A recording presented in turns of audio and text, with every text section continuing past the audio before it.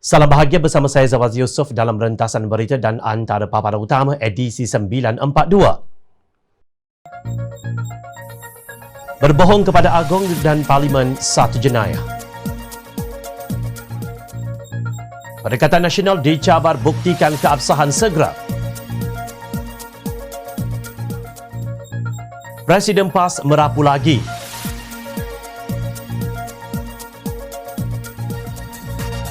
Drama sayonara yang berbau hancing.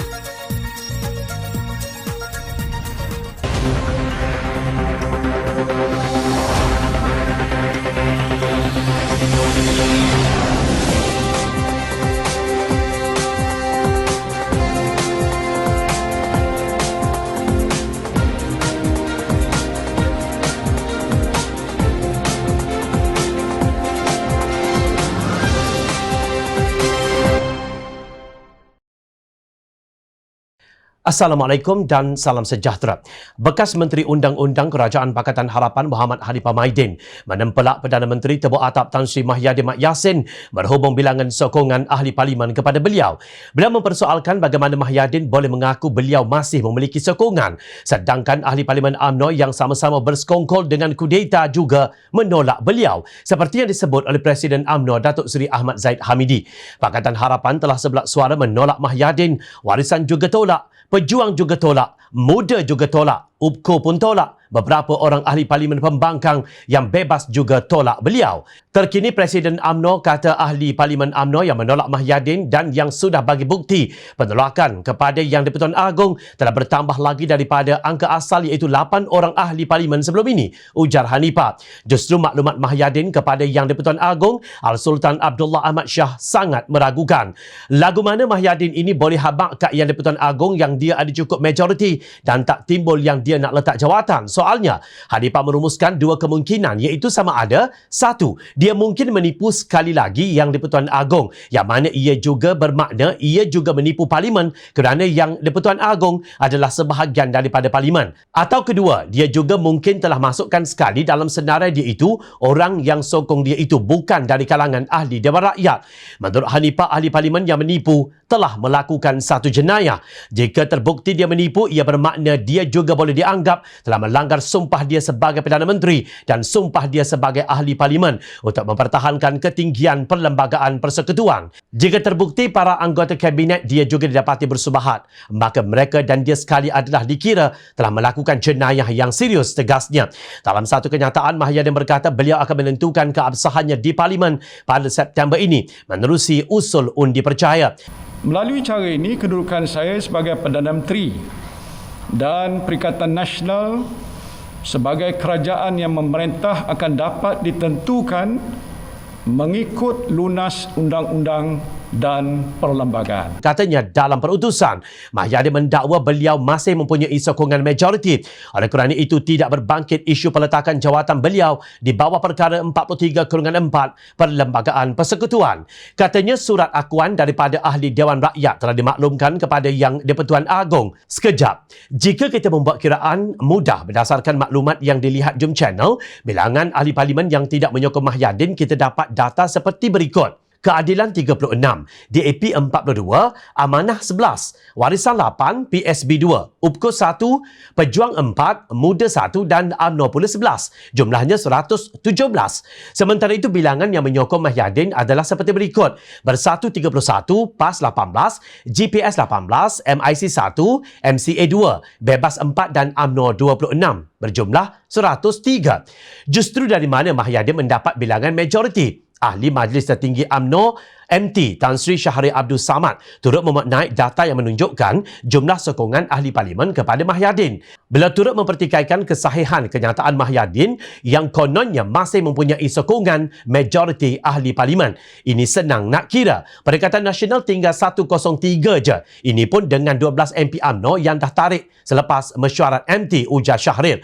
Beliau membangkitkan bahawa ketika Mahyadin ingin menjadi Perdana Menteri, SD tidak diguna pakai. Dulu naik jadi Perdana Menteri bukan pakai SD pun, ikut cakap Presiden je, dan disahkan kemudian oleh MT UMNO, kata Ketua Bahagian UMNO Johor Bahru itu. Syahrir mengingatkan Mahyadin bahawa pihak yang sekarang meminta beliau turun adalah MT yang sama. Namun, Mahyadin tetap enggan. Memanglah asyik tukar tiang gol. Kerajaan Perikatan Nasional ni tahulah malu sikit. Dah jadi kerajaan tak sah, sindir beliau. Apa tindakan Mahyadin? Tidak mengapa, diejek tak tahu malu asalkan kekal sebagai Perdana Menteri. Beranikah Mahyadin mencabar Hanifah dan Syahrir di mahkamah kerana mempersoalkan keabsahan beliau sebagai Perdana Menteri? Ingat, menipu Yang di-Pertuan Agong dan Parlimen adalah kesalahan jenayah yang serius. Belum sempat Perdana Menteri Tebuk Atap Tan Sri Mahyadin Mat Yassin menarik nafas lega setelah kononnya masih memiliki keabsahan Presiden UMNO Datuk Seri Ahmad Zahid Hamidi sekali lagi menegaskan bahawa Perikatan Nasional telah tiada majoriti.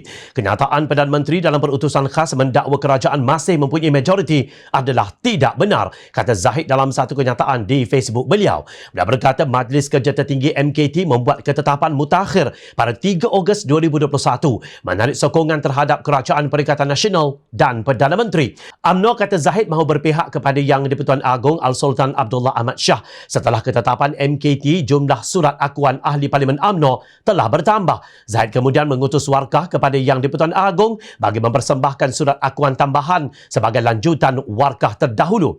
UMNO mencabar kerajaan untuk segera memanggil sidang khas Parlimen untuk membuktikan Perdana Menteri masih mempunyai majoriti tanpa menunggu sehingga persidangan Parlimen pada bulan September, tegas Zahid. Dalam perkembangan berkaitan, ahli-ahli Parlimen Pembangkang bersependapat bahawa satu sidang khas Parlimen mesti diadakan sesegera mungkin, tidak lewat dari 9 Ogos berasaskan peraturan mesyuarat 11/3 untuk membentang, membahas dan memutuskan usul undi percaya terhadap Perdana Menteri. Kami tidak boleh menerima isu sokongan terhadap Perdana Menteri ini ditangguhkan sehingga bulan September. Adalah amat tidak munasabah bagi sebuah kerajaan yang dipertikai keabsahan dan sokongan majoriti ahli-ahli Parlimen untuk melengah-lengahkan proses menentukan sokongan di Parlimen, kata mereka dalam satu kenyataan. Kumpulan ahli Parlimen Pembangkang itu merujuk kepada masalah yang dihadapi oleh negara akibat serangan wabak COVID-19. Kami mengambil kira keadaan pandemik yang terus mencengkam rakyat. Jumlah kematian akibat wabak COVID-19 yang terus meningkat begitu tinggi setiap hari. Situasi ekonomi yang terus lesu dan persoalan kestabilan kerajaan yang mesti diselesaikan segera.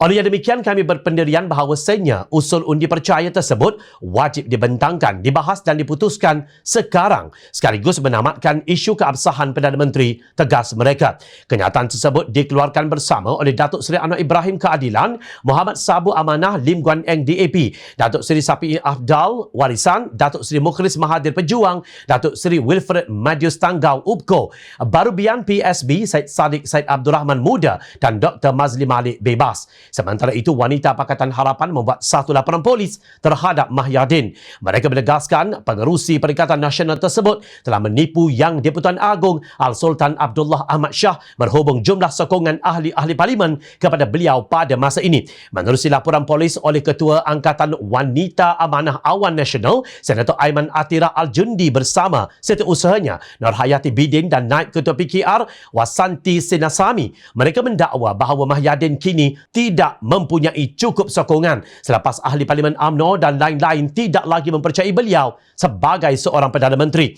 Dalam sidang medianya, beliau iaitu Mahyadin berkata telah mempersembahkan sejumlah sokongan ahli-ahli Parlimen yang masih menyokong beliau. Angka yang beliau persembahkan itu jelas palsu kerana sekitar 115 ahli-ahli Parlimen telah sepakat menolak kepimpinan beliau sebagai Perdana Menteri, katanya dalam satu laporan. Sehubungan itu, mereka berpendapat Mahyadin mungkin telah mempersembahkan akuan sokongan palsu kepada Yang di-Pertuan Agong apabila menyembah maklum bahawa masih mempunyai kepercayaan majoriti ahli Parlimen. Justru Wanita Pakatan Harapan mendesak agar Presiden bersatu itu disiasat segera mengikut peruntukan undang-undang sewajarnya.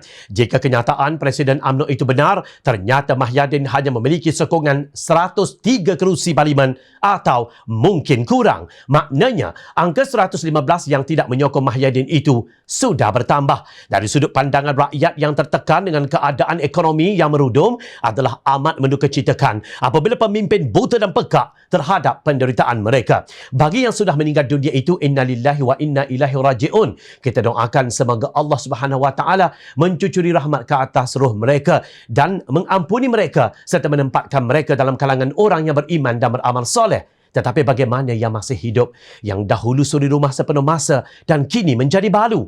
Yang yatim piatu? Ibu bapa yang kehilangan anak yang selama ini menyara hidup mereka. Tidakkah mereka memerlukan pembelaan? Kali ini Presiden PAS Datuk Seri Abdul Hadi Awang menulis di Facebooknya memberi amaran tentang pengaruh Barat susulan pertembungan antara Amerika Syarikat dan sekutunya berdepan dengan kuasa besar Timur khususnya negara China. Maka umat Islam wajib berwaspada supaya tidak melakukan perubahan yang negatif terhadap mereka, kata Hadi dengan menyandarkan hujahnya kepada firman Allah dalam surah Ar-Ra'd ayat 11 terjemahannya. Sesungguhnya Allah tidak mengubah keadaan sesuatu kaum sehingga mereka mengubah keadaan yang ada pada diri mereka sendiri. Dan apabila Allah mengkehendaki keburukan terhadap sesuatu kaum, maka tidak ada yang dapat menolaknya dan sekali-kali tidak ada pelindung bagi mereka selain Allah. Beliau mendakwa Amerika Syarikat dan sekutunya merancang strategi mencari negara yang jauh daripadanya untuk menjadi barisan hadapan pertahanan khususnya di negara Asia Tenggara. Malaysia yang terletak di antara Laut Cina Selatan dan Selat Melaka bakal mengulangi senario Perang Dunia Kedua dalam bentuk baharu dengan menyediakan kerajaan yang bersedia menjadi proksi kepadanya dan mendukung para pemimpin dan parti politik yang bersedia menubuhkan kerajaan proksinya, kata Hadi. Tanpa menamakan media yang dimaksudkan, beliau mendakwa senjata sulit yang halus menggunakan media yang ditaja oleh pihak asing dan tidak berakhlak diberi peranan untuk mempengaruhi rakyat supaya tidak ada kepekaan politik yang sedar dan insaf. Media tersebut digunakan untuk melekakan rakyat supaya terlupa bakal menjadi sasaran dan mangsa korban percaturan politik kuasa besar tersebut.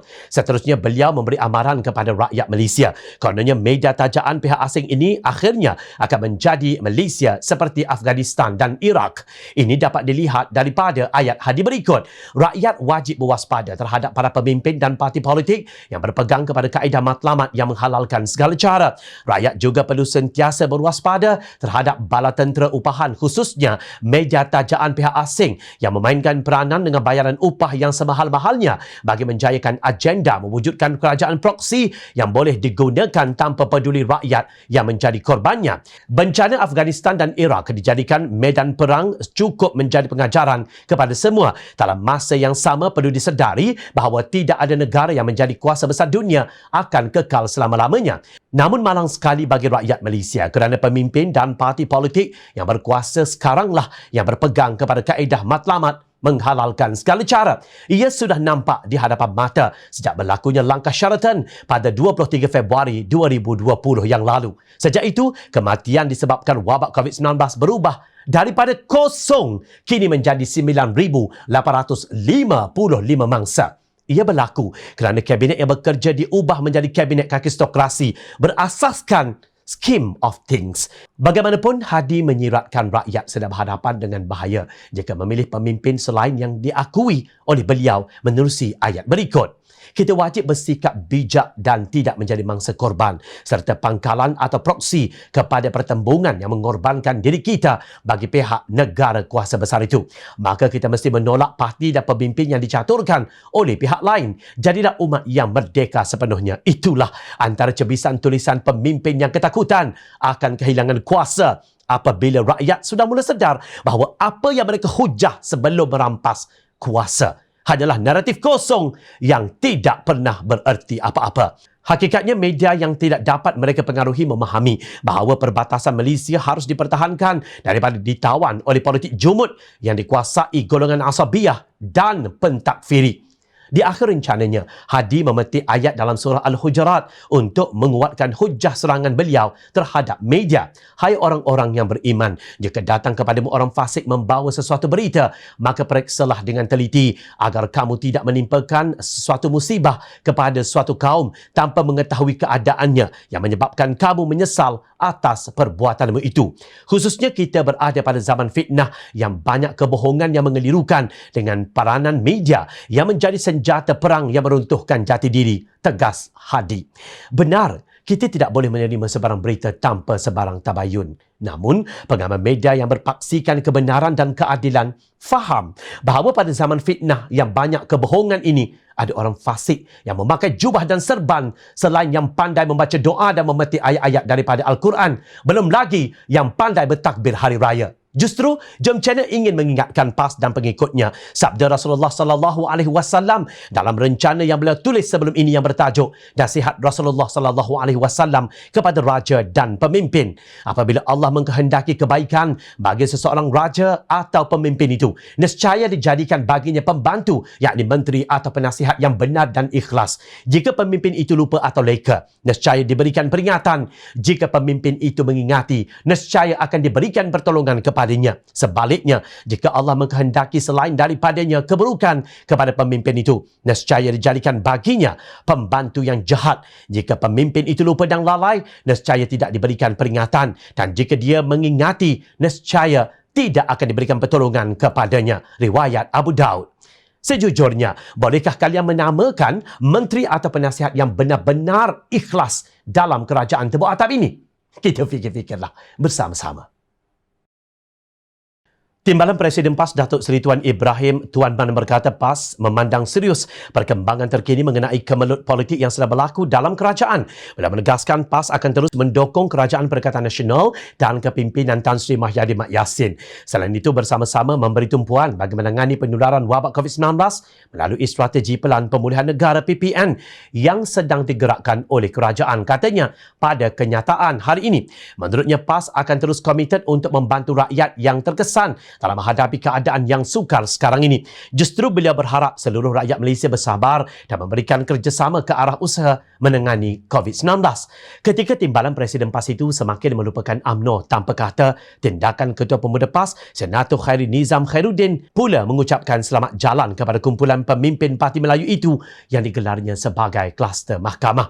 Saya bersama PAS berdiri teguh untuk terus mendukung Kerajaan Perikatan Nasional. Usaha mensabotaj perancangan dan gerak kerja kerajaan melawan COVID-19 serta memberi bantuan kepada rakyat amat dikesalkan. Mereka yang berada dalam kluster mahkamah telah sanggup memperjudikan nasib rakyat ketika pandemik demi menyelamatkan diri mereka daripada tindakan undang-undang, katanya dalam satu kenyataan.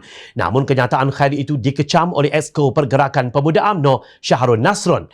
Asal awak bersuara je, ada bau hancing. Saya nak bagi tahu, kalau kluster mahkamah tu nak hapuskan kes mereka, baik dia orang bodek PM, bukan lawan PM, katanya dalam satu hantaran di Facebook. Beliau turut mengungkit bagaimana Kerajaan Perikatan Nasional langsung tidak mengambil indah cadangan pemimpin UMNO tersebut. Tapi kluster mahkamah tu juga yang setiap hari menegur kerajaan, bagi idea tapi degil tak nak ikut. Takkan kita nak ikut awak masuk gaung?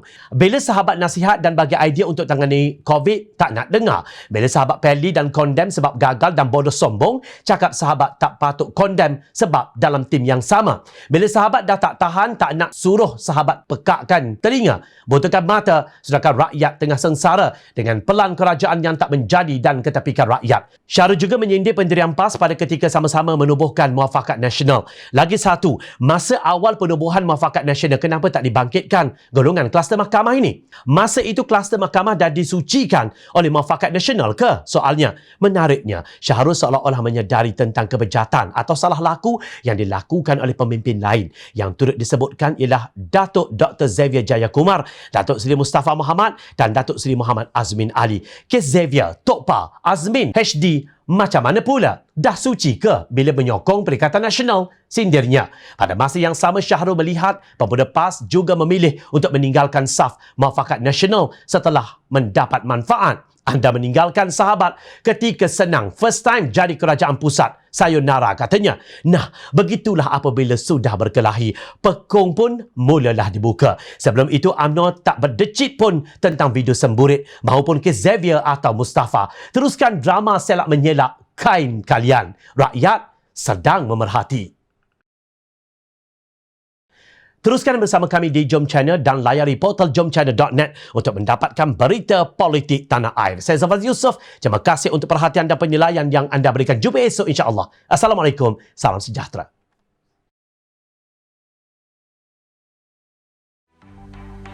Mencari maklumat dan berita politik yang bebas, kupasan yang tepat, panas, Dapatkannya secara eksklusif hanya di Jom Channel.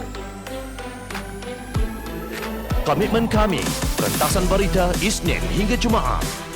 Berbicara dan isu semasa, kami garapkan secara langsung. Panel-panel berkaliber dan profesional. Interaktif, pandangan anda kami raikan. Jangan lupa bersama kami di setiap hujung minggu dalam edisi khas mingguan. Jom Channel, moving forward, sharing a new experience.